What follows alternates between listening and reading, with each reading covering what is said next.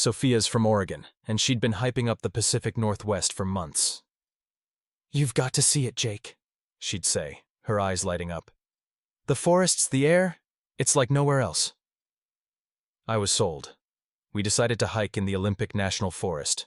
Hundreds of miles of rugged trails, ancient trees, and wild beauty. It's the kind of place that feels untouched, primal even, with Douglas firs stabbing into the sky and moss so thick it swallows sound. Sophia knew the trails from her childhood, and she had her heart set on one in particular, a steep, winding path with a killer view at the top. We drove up in her beat-up hatchback, the air crisp and heavy with the scent of pine. But when we got to the trailhead, there was a problem. Barricades blocked the entrance. Big, ugly signs screaming, "Trail closed, storm damage." Sophia's face fell. "This was the one," she muttered, kicking a rock. "The best view in the whole forest." I tried to play it cool. "There's gotta be other trails, right? We'll find something."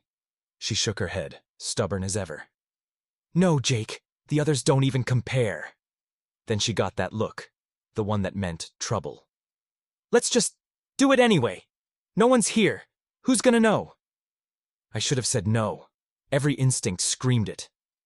"It's closed for a reason, Sophie. What if it's dangerous?" But she grinned, that wild spark in her eyes pulling me in. "Where's your sense of adventure? Come on, we'll be quick. In and out." And like an idiot, I caved.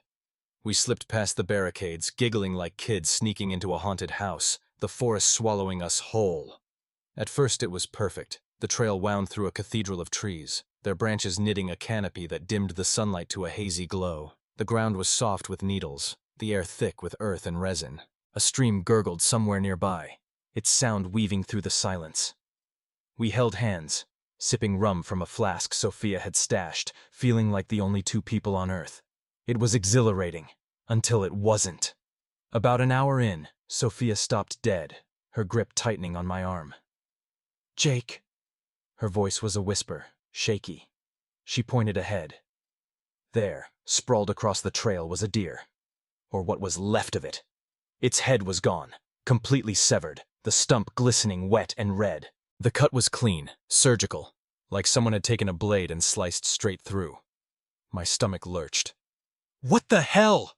I shouted, my voice tighter than I meant it to be. Sophia's face went white. "Was it a hunter?"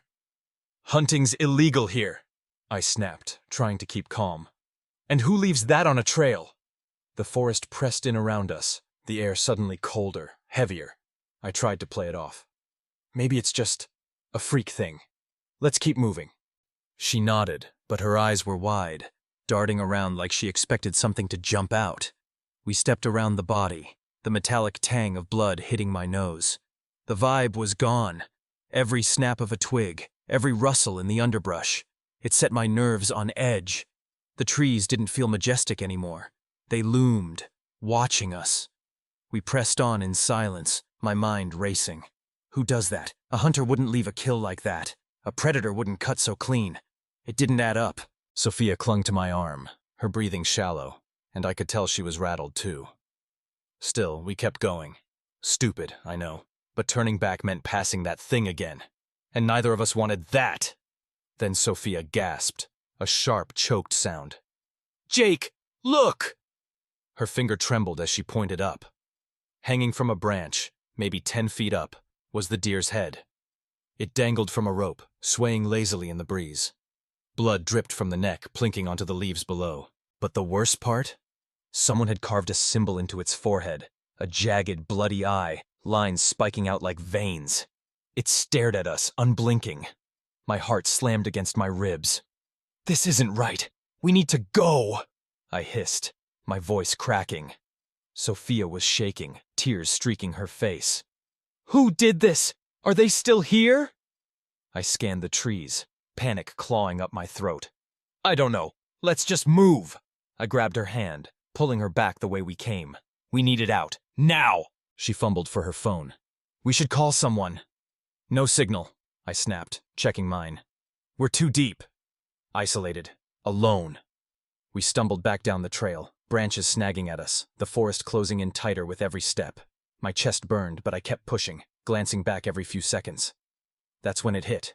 A scream. A child's scream, high and piercing, ripping through the trees. It wasn't far, maybe 100 yards back. Pure, raw terror in every note. Sophia froze. Oh God, was that a kid? I don't know. My voice cracked. Could be a trap. Keep running. She sobbed, stumbling forward as I dragged her along. Who was screaming? A lost kid? Or something worse, luring us? The sound echoed in my skull, driving me half mad. Then I saw them. Footprints. Fresh, deep, stamped into the mud beside the trail. Big boots, heading off into the woods. My blood turned to ice. Sophia! Someone's here! Her eyes widened, wild with fear. They've been watching us! That did it! We bolted, full sprint, adrenaline pumping so hard I barely felt the ground. Branches lashed our faces. Roots tripped us up, but we didn't stop. The trail stretched on forever, the barricades nowhere in sight. Finally, we burst into the parking lot, gasping, drenched in sweat. A ranger stood there, arms crossed, glaring. Hey, this trail's closed! What were you doing? I could barely speak. There's something in there. A decapitated deer, its head strung up, carved. We heard a kid scream. His scowl faltered. A scream? What kind? A child's, Sophia cried, trembling. It was awful. He frowned, grabbing his radio. Stay put. I'll check it. He marched into the forest, leaving us there, hearts pounding. We collapsed onto a bench, Sophia clutching my arm. Was it real, Jake? The scream? I don't know, I whispered. But I heard it too. Time dragged. The ranger came back after an eternity, shaking his head. Nothing. No deer, no head, no prints. You sure you saw that? Yes, I shouted. It was right there. Maybe someone cleaned it up, Sophia mumbled, but her voice was hollow. The ranger shrugged. Whatever it was, you're done here. Leave. Don't come back. We piled into the car, Sophia gunning it out of there. I kept replaying it.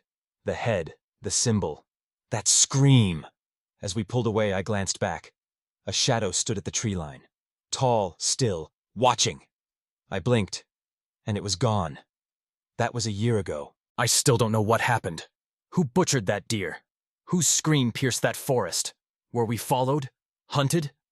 The ranger's words haunt me. Nothing there. But we saw it. We heard it. And sometimes in the dead of night, I swear I hear that scream again, echoing in my dreams.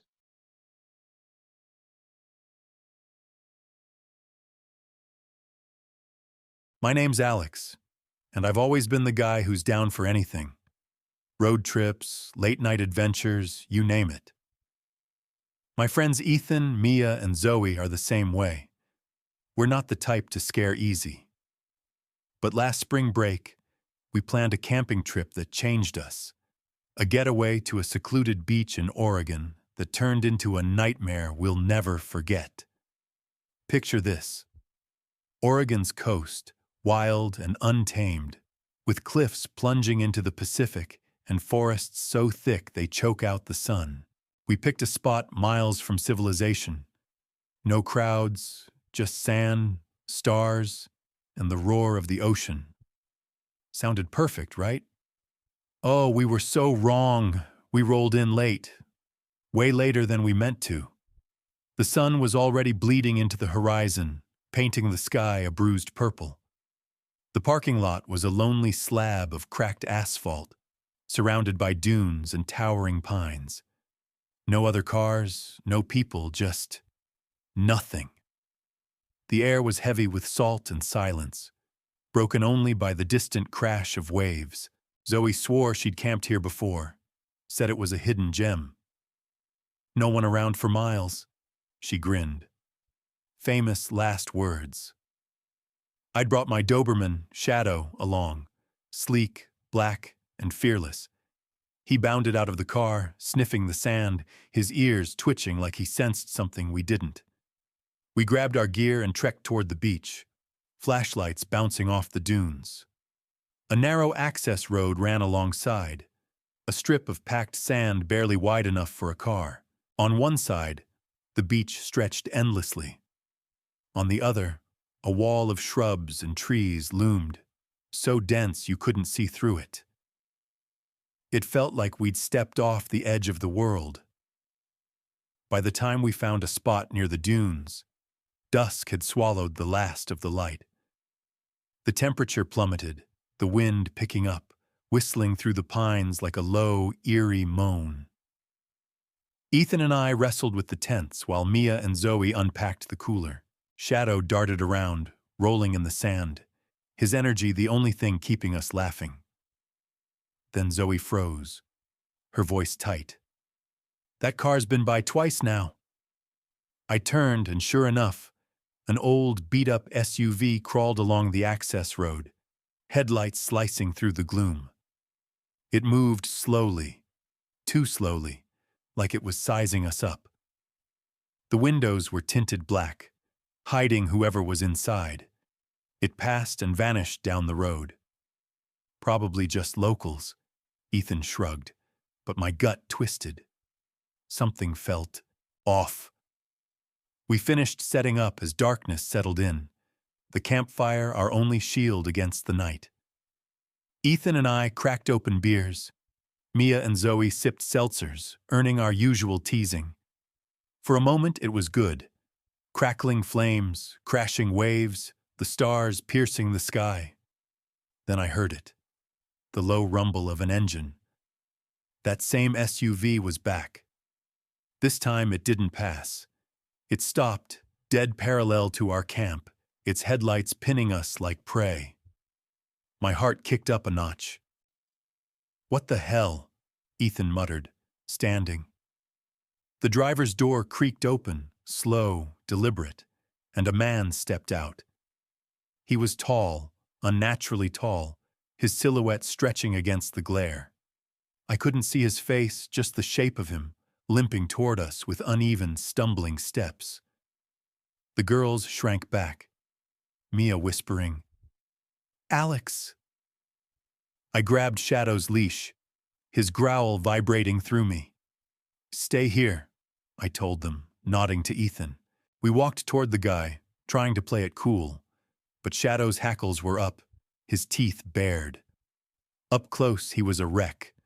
Ragged clothes hanging off a gaunt frame, matted hair plastered to his skull.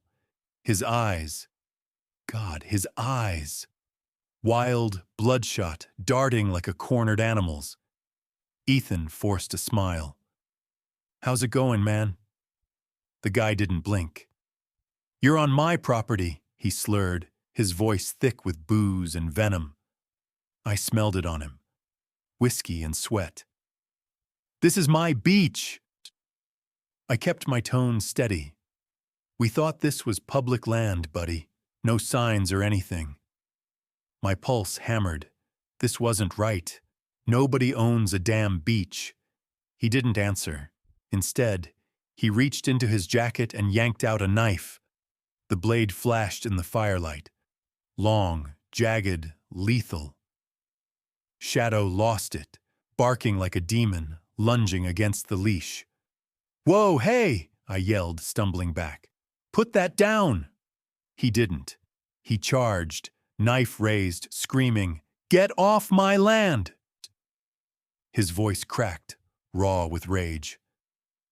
Ethan tripped, hitting the sand hard. I froze, my brain screaming, "Run!" Then Shadow snapped free, a black blur of fury. He slammed into the guy, jaws locking onto his knife arm. The man shrieked, thrashing as Shadow dragged him down, the blade flying into the sand. "Shadow, no!" I roared, terrified he'd get cut. But Shadow was a machine, snarling, shaking, until I whistled sharp. He bolted back to me, eyes locked on the guy, still growling. The man clawed to his feet, clutching his bleeding arm, and staggered to his SUV. Tires screeched as he peeled out, sand spraying, vanishing into the night. Ethan and I ran back to the girls, Mia pale, Zoe trembling. "He had a knife!" Mia choked out. "We're leaving now!" Zoe snapped. I nodded, adrenaline buzzing. "Pack fast. We're not waiting to see if he comes back." We tore down the camp, shadows jumping with every gust of wind. The beach felt alive, hostile, The waves too loud, the darkness too thick. Shadow stayed glued to my side, ears flicking at every rustle. We hauled our stuff back to the parking lot, flashlights shaking in our hands. The access road stretched empty, but the shrubs whispered, branches snapping in the breeze. My skin crawled. What if he was out there watching? When we hit the lot, I saw lights, red and blue. Zoe had called the cops while we packed. An officer stepped out, hand on his gun. "You the ones who reported an attacker?"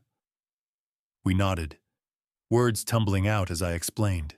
His jaw tightened. "Stay here." He walked to my car, flashlight sweeping the ground, then stopped cold. "Your tires are slashed." My stomach dropped. I ran over, 4 deep gashes in the rubber, deliberate and vicious. "That son of a—" I couldn't finish. Fury and fear choking me. The officer drew his weapon. "Unlock it." My hands shook as I fumbled the keys. He popped the trunk. Empty. Checked the seats, under the car. Nothing. "Clear," he said, but his eyes kept scanning the trees. "You're lucky you had that dog. Could have been bad." He helped us load up and called a tow truck. As we waited, the forest pressed in, a wall of black swallowing the world. Every creak, every rustle. I swore I felt eyes on us. Shadow growled low, staring into the void. The officer broke the silence. "No idea who he was. Could be a drifter, could be local. We'll look, but—" He trailed off. That was it. No answers, just a tow truck and a long ride home. I still see that knife in my nightmares, glinting in the firelight. Who was he? Some drunken psycho claiming a beach as his kingdom. Or something worse. Someone who'd done this before. The police never caught him. Sometimes I wake up to Shadow growling at the window, and I wonder, is he still out there waiting in the dark? Watching? My name's Emma, and I've always been the adventurous type. Road trips, late-night escapades, you name it. My best friend Lily, she's cut from the same cloth. We don't scare easily, but last spring break, we planned a weekend getaway to New Orleans that changed us. A trip to the Big Easy that spiraled into a nightmare we can't shake. Imagine this. New Orleans, with its jazz-soaked streets, sticky, humid air, and secrets whispering from every shadowed corner. We booked a Creole cottage in the Bywater neighborhood through a rental site.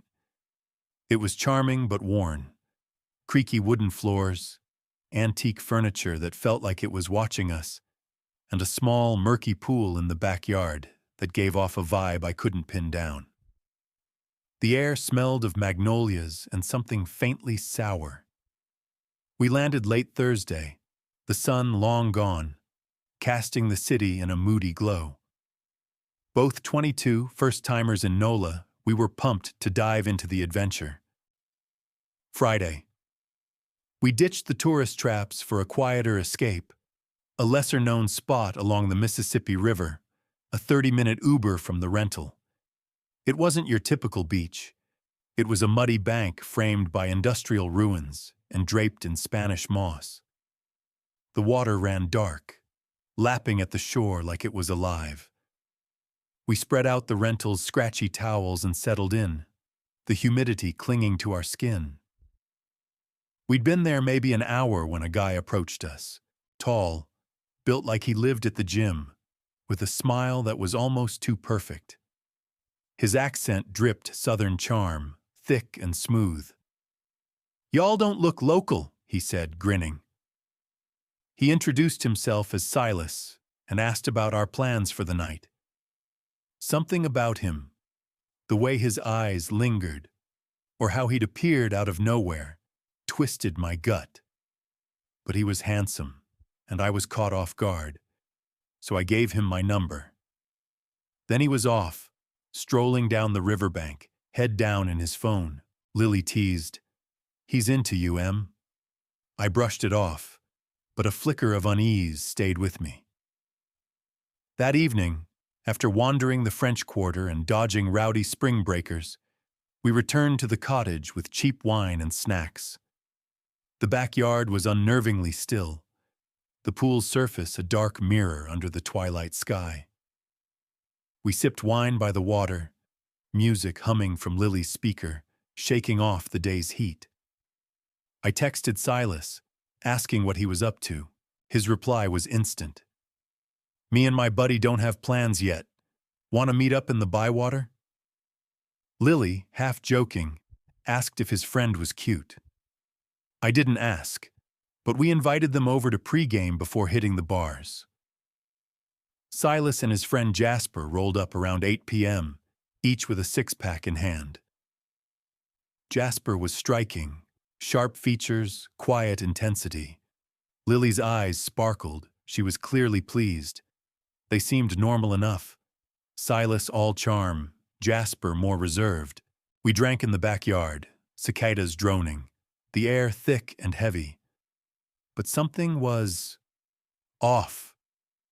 Silas kept glancing at his phone, and Jasper's smile never touched his eyes. Still, we laughed, drank, and eventually walked to a dive bar nearby. Dimly lit, sticky floors, a jukebox crooning old blues. The drinks hit hard, each one stronger than the last. Lily and I were tipsy fast, but Silas and Jasper kept the shots coming, their grins sharpening. Time blurred. I didn't black out, but my memory splintered. Flashes of laughter, the thump of music, the sting of whiskey. At some point, Lily and Jasper vanished to another corner of the bar, leaving me with Silas. His charm had morphed into something intense, his gaze predatory. I excused myself to the bathroom, head spinning. "What's your next drink?" he called. "Tequila soda," I mumbled, staggering off.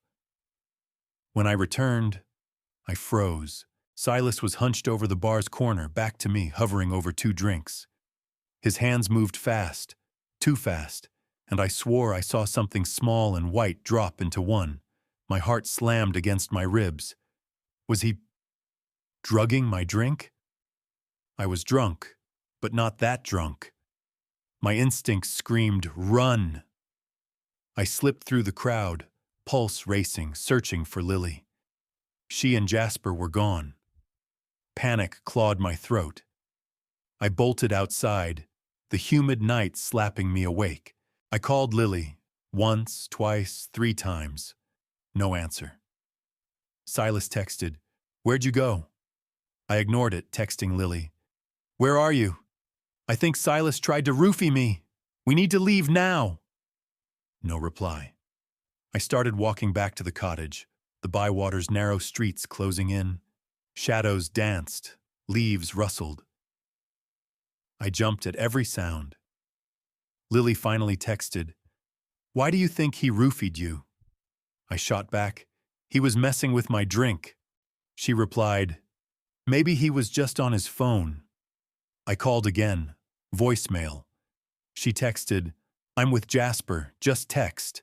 I snapped, "I'm already gone, meet me at the Airbnb." She said, "I'll be back soon."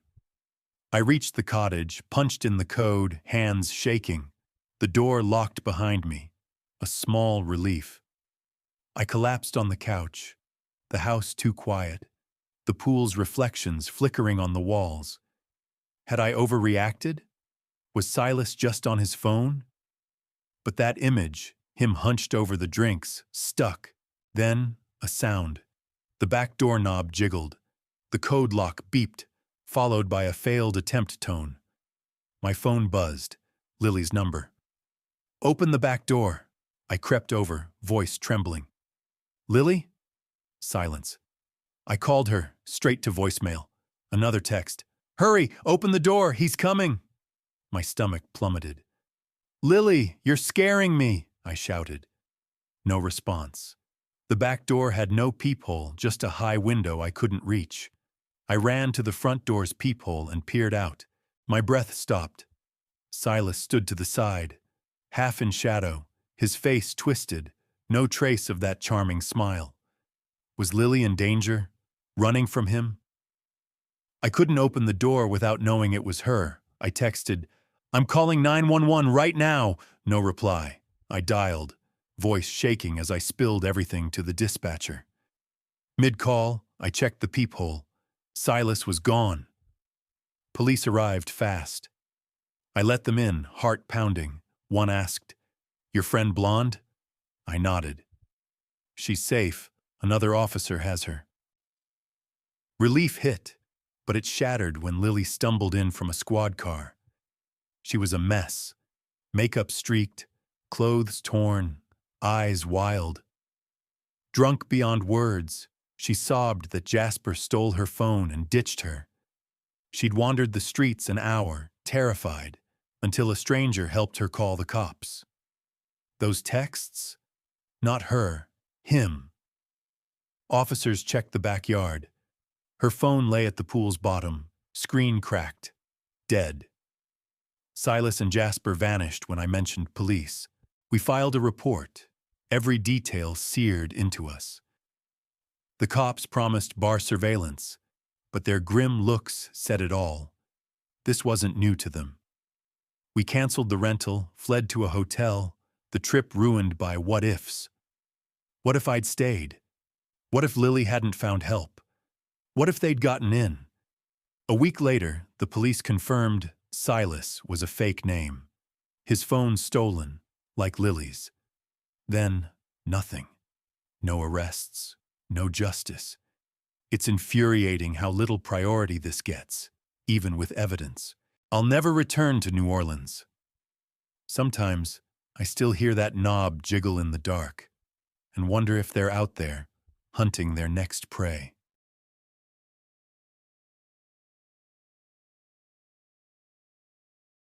My name's Riley, and I'm a junior in college. Broke, restless, and itching for a break from the grind. My best friend, Harper, is the same. We'd been counting down to spring break for weeks, dreaming of escape, but our wallets laughed at the idea of Mexico or Florida. We needed something close, something affordable, within the continental U.S. That's when Harper found it. A dirt-cheap Airbnb in Asheville, North Carolina. Tucked in the Blue Ridge Mountains, it was a 5-hour drive from campus. A quirky mountain town known for its artsy vibe, craft breweries, and misty peaks. 5 nights of food, drinks, and exploring sounded like paradise. Plus, I just turned 21. No more sweating fake IDs. We booked it on the spot. The drive up was gorgeous. Rolling hills, air crisp with pine. The kind of scenery that makes you forget the world. We rolled into Asheville late Thursday, March 16, 2023, the sun already dipping below the ridges, casting long shadows over the town. Our rental was a weathered cabin on the edge of the West Asheville neighborhood. Sagging porch, peeling paint, nestled against a steep, wooded slope. Inside, it smelled of cedar and damp earth, with mismatched furniture and creaky floorboards that groaned underfoot. A sliding glass door led to a rickety deck overlooking a ravine. Dark, endless trees stretching into the night. It wasn't fancy, but it was ours for the week. We crashed hard that first night, too wiped to explore. Friday, we hit the ground running. Daytime hikes along the Blue Ridge Parkway, winding trails with views that stole your breath. The air was cool, tinged with the metallic tang of mountain streams. By evening, we were back in town, bouncing between bistros and bars. Nothing wild, just soaking in the vibe. I'm not a big drinker, and neither's Harper. We'd sip a beer, share some fries, and laugh at the hipsters with their man buns and banjos. Asheville felt alive but safe, a perfect reset. By Saturday, our third night, we'd carved out a rhythm, sightseeing by day, chilling by night. That evening, We stumbled on a hole-in-the-wall diner off Haywood Road. A greasy spoon called the Rusty Spoon. It was a relic. Faded red booths, chipped linoleum, the smell of frying onions and hush puppies thick in the air. The windows overlooked a quiet street, sodium lights buzzing faintly outside. We ordered fried catfish, sweet tea, and cornbread, Southern comfort at its finest. Harper had dug it up online, swearing it was a hidden gem, and she wasn't wrong. The place was half empty, just a few locals hunched over their plates, the hum of a jukebox playing Johnny Cash in the corner. It felt authentic, like we'd slipped into a secret Asheville only insiders knew. We were halfway through our meal, laughing about some dumb TikTok trend, when my phone buzzed on the table. I glanced down, a text from an unknown number. Just 2 words. "Hey there." I frowned, showing Harper. "You know this area code?" She squinted, 828, local to Asheville, and shook her head. "Probably a scam," she said. I figured the same. Those robocalls usually start vague. I typed back, "Who is this?" and set the phone down, digging back into my catfish. No big deal, right? 5 minutes later, it buzzed again. "Look outside." My fork froze mid-air. Harper caught my expression. "What's it say?" I showed her, and we both turned to the window beside our booth. The street was calm, couples strolling, a guy walking his dog, headlights flashing past. Nothing weird. "Someone's screwing with you," Harper said, forcing a laugh. I nodded, but my stomach knotted. None of our friends were the prank type, and who'd know we were here? I scanned the diner. Nobody watching, just the waitress wiping the counter, oblivious. "Maybe a wrong number," I muttered, but it didn't sit right. We tried to shrug it off, finishing our food, though the hush puppies tasted like ash now. Then, another buzz. 1 word. "Riley." My blood ran cold. I gasped, shoving the phone at Harper. Her face paled. "How do they know your name?" she whispered. My mind raced. Had I given my number out? Then Harper grabbed my arm. "The coffee shop." On our first day, we'd stopped at a place downtown, Bean and Brew. They had one of those enter to win a free latte jars. Name, number, basic stuff. We'd filled it out, giggling about free caffeine. It had slipped my mind completely until now. "If they've got mine, they've got yours too," I said, voice shaking. Harper's eyes widened. "Oh God, Riley." The diner felt too bright, too exposed. Every window a gaping eye. We paid fast, cash slapping the table, and bolted. "Let's hit a bar," Harper suggested. "Somewhere loud, crowded, shake this off." I agreed, desperate to drown the unease. We Ubered to the Crow's Nest, a rooftop spot in the River Arts District, packed with college kids, music thumping, lights strung across the deck. The air was thick with beer and cigarette smoke, the mountain skyline jagged against the stars. After a couple of IPAs, we loosened up, dancing, laughing, the texts fading to a bad memory. Then my phone lit up again. "Nice green sweater." I froze. My glass nearly slipped from my hand. I was wearing a forest green sweater, one I'd thrown on last minute. Harper grabbed my arm. "What?" I showed her, and we spun around, scanning the crowd. Dozens of people, chatting, drinking, swaying, but no one stood out. The deck was a sea of faces, shadows pooling in the corners. "They're here!" I hissed, my voice cracking. Harper's jaw tightened. "We're leaving, now!" We shoved through the throng, my heart pounding in my ears. Every laugh, every shout, I swore it was them, watching, closing in. We hit the street, breath fogging in the chilly night, and power walked back to the cabin. I kept glancing over my shoulder, cars rolling by, a homeless guy muttering, nothing obvious. The streets twisted, lined with old Victorians and gnarled oaks, their branches clawing the sky. By the time we reached the cabin, my legs burned. I slammed the door, bolted it, checked the glass slider, locked tight. Harper yanked the curtains shut. "We're fine," she panted. "Just some creep with our numbers." But were we? An hour later, stomachs growling, we couldn't face going out. "Uber Eats," I said, pulling up the app. We ordered burgers from a joint called Mountain Munchies. Greasy, cheap, a few blocks away.